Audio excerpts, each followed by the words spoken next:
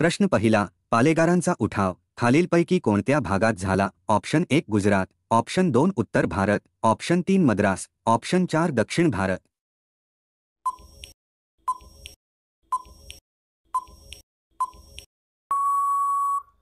या प्रश्नाचे उत्तर आहे ऑप्शन 4 दक्षिण भारत.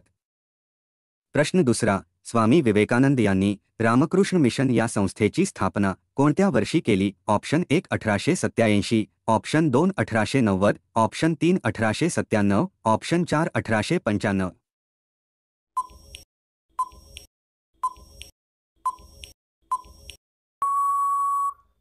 या प्रश्नाचे उत्तर आहे ऑप्शन 3 1897.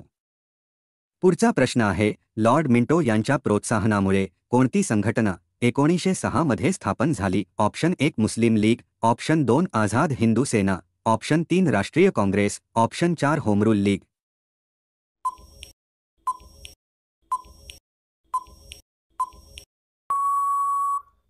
या प्रश्नाचे उत्तर आहे ऑप्शन 1 मुस्लिम लीग. इसवी सन 1919च्या कायद्यानुसार घेतलेल्या निवडणुकीत केंद्रीय कायदेमंडळातील सर्वात मोठा पक्ष कोणता होता? ऑप्शन 1 मुस्लिम लीग, ऑप्शन 2 स्वराज्य पक्ष, ऑप्शन 3 समाजवादी पक्ष, ऑप्शन 4 उदारमतवादी पक्ष.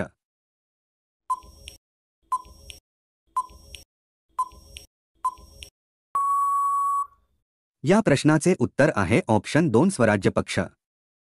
तिळाच्या लागवडीसाठी कोणता जिल्हा महाराष्ट्रात अग्रेसर आहे? Option 1 Jalgaon, option 2 Nagpur, option 3 Nashik, option 4 Akola.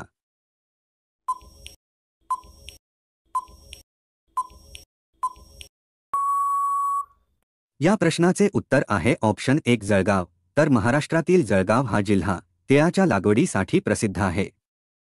पुढचा प्रश्न आहे, तेलबियांचे उत्पादन वाढविण्यासाठी खालीलपैकी कोणती भुईमुगाची जात महाराष्ट्रात वापरण्यात येऊ लागली? ऑप्शन 1 रोहिणी, ऑप्शन 2 फुले G12, ऑप्शन 3 JL24, ऑप्शन 4 वाफा.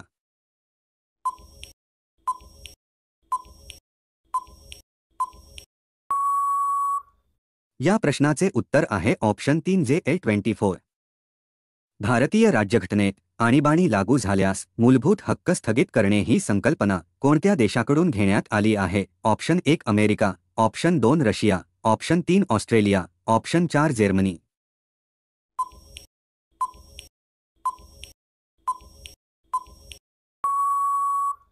या प्रश्नाचे उत्तर आहे ऑप्शन 4 जर्मनी. महाराष्ट्रातील प्रसिद्ध तांबड्या मातीचे पठार कोणत्या भागात आढळते? Option 1 Kolhapur, option 2 Satara, option 3 Solapur, option 4 Raigad.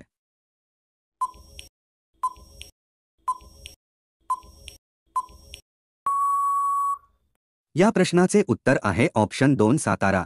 तर महाराष्ट्रातील प्रसिद्ध तांबड्या मातीचे पठार सातारा जिल्ह्यात आढळते.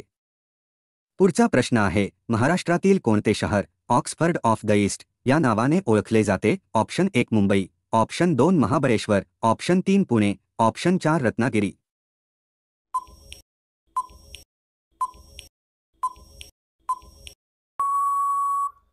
या प्रश्नाचे उत्तर आहे ऑप्शन 3 पुणे. तर पुणे हे शहर ऑक्सफोर्ड ऑफ द ईस्ट या नावाने ओळखले जाते. लहान मुलांमध्ये रातांधळेपणा हा रोग कोणत्या जीवनसत्वाच्या अभावामुळे होतो? ऑप्शन 1 ए जीवनसत्व, ऑप्शन 2 बी जीवनसत्व, ऑप्शन 3 सी जीवनसत्व, ऑप्शन 4 डी जीवनसत्व.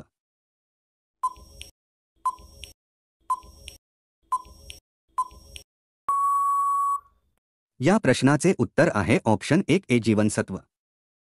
खालीलपैकी जीवाश्म इंधन कोणते आहे? Option 1 biodiesel, option 2 petroleum, option 3 लाकूड, ऑप्शन 4 कोळसा.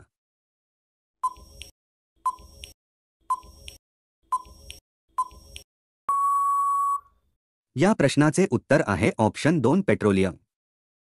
पुढचा प्रश्न आहे, मूलद्रव्याचा अणू हा विद्युतदृष्ट्या कसा असतो? ऑप्शन 1 प्रवाही, ऑप्शन 2 धन प्रभारित, ऑप्शन 3 ऋण प्रभारित, ऑप्शन 4 उदासीन.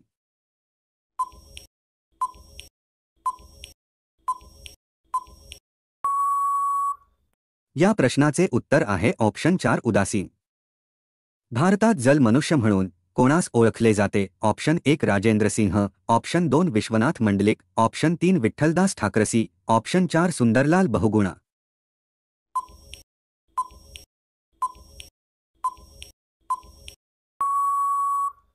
उत्तर आहे ऑप्शन एक राजेंद्र सिंह। तर राजेंद्र सिंह यांना जल मनुष्य म्हणून ओळखले जाते। खालीलपैकी कोणत्या देशात सर्वात जास्त मस्जिद आहेत? ऑप्शन एक Saudi Arabia, option 2 Indonesia, option 3 Kazakhstan, option 4 तुर्कस्तान।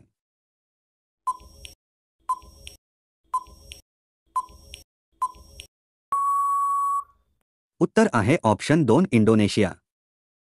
दत्त महात्म्य हा 7000 ओव्याचा ग्रंथ कोणी लिहिला आहे? ऑप्शन एक Gopal Hari Deshmukh, option 2 Shankar Patil, option 3 Vasudev Balwant Phadke, option 4 Shivajirao Bhosale.